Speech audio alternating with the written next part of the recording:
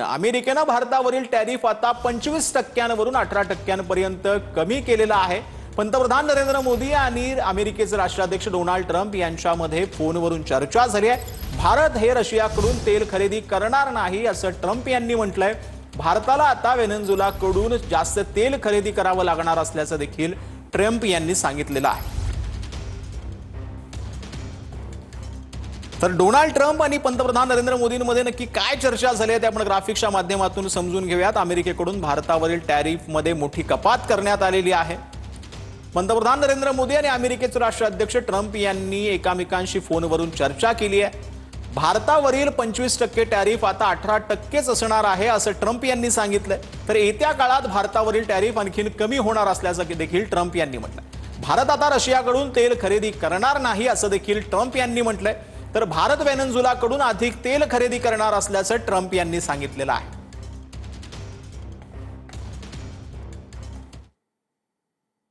तर ट्रम्प यांनी टॅरिफ कमी केल्यानंतर पंतप्रधान नरेंद्र मोदींनी ट्विट केलेलं आहे। टॅरिफ कमी केल्यानं ट्रम्प यांचे यावेळेला आभार जे आहेत ते पंतप्रधान नरेंद्र मोदींनी मानलेत।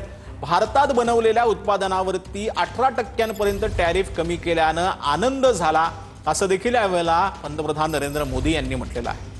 तर पंतप्रधान नरेंद्र मोदी यांनी नक्की काय ट्विट केलंय ते आपण समजून घेऊयात।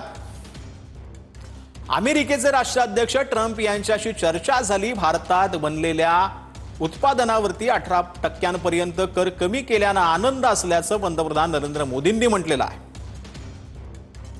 या घोषणेबद्दल भारतातील 1.4 अब्ज जनतेच्या वतीनं ट्रम्प यांचे आभार मानतो असं देखील यावेळेला नरेंद्र मोदींनी म्हटलं। जागतिक शांतता, स्थिरता आणि समृद्धीसाठी राष्ट्राध्यक्षांचं ट्रम्प यांचं नेतृत्व अत्यंत महत्त्वाचं असल्याचं देखील यावेळेला पंतप्रधान नरेंद्र मोदींनी म्हटलेलं आहे। शांततेसाठी त्यांच्या प्रयत्नांना भारत पूर्णपणे पाठिंबा देतो असं देखील मोदींनी म्हटलं। आमची भागीदारी अभूतपूर्व उंचीवर नेण्यासाठी मी त्यांच्या सोबत काम करण्यास उत्सुक आहे असं देखील यावेळेला मोदींनी म्हटलेलं आहे।